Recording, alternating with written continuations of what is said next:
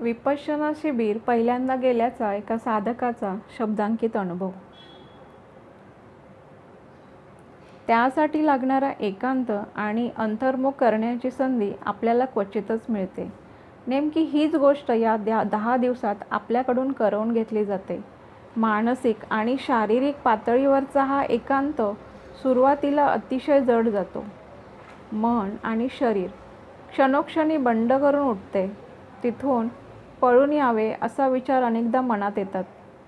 2-3 दिवसात मात्र याची एकदा सवय झाली की या एकांतातली गोडी लक्षात यायला लागते. या कोर्सची कुठलीही फी आकारली जात नाही. फी भरली की पुन्हा अहंकार जागा होतो. एखाद्या भिक्षुकाप्रमाणे आपण तिथे राहतो. कोणीतरी आधी दान केलेलं असतं, त्याने तुमची सोय झालेली असते. विपश्यना शिकवण्याची कोणतीही फी नसली तरी राहण्या खाण्याचा खर्च आहेच. तुम्हाला कोर्स आवडला आणि आपल्यासारखाच इतरांना याचा उपयोग व्हावा असं वाटलं तर शेवटच्या दिवशी दुसऱ्या कोणासाठी दान करावे. त्याची कोणतीही सक्ती नाही. किंबहुना तुम्ही अशा विपश्यना केंद्रावर दान देण्यास गेलात तरी शिबिर केलेत का हे विचारतील आणि नसेल केले तर आधी शिबिर करा, मग दान घेतले जाईल हे सांगितले जाते.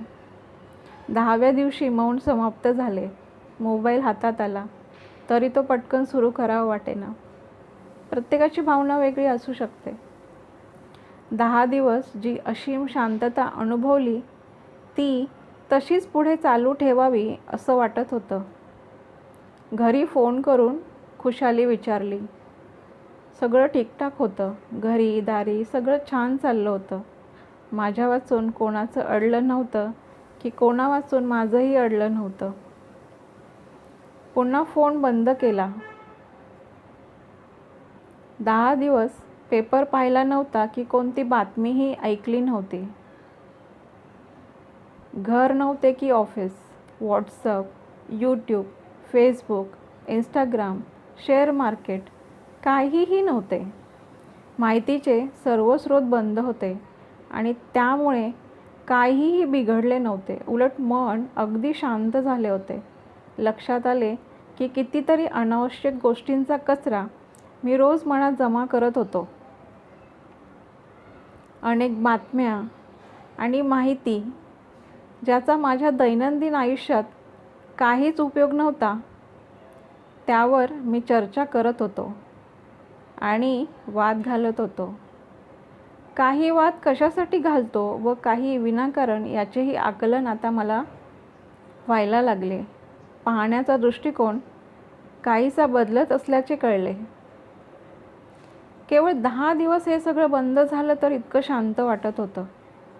एकांत आणि मौनातला आनंद काय असतो याची प्रचिती आली होती. 11व्या दिवशी तिथून बाहेर पडताना उगाचच डोळे वाहत होते.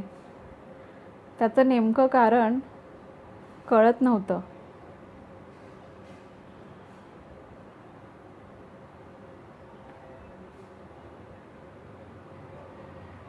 पण आतून अगदी शांत वाटत होतं.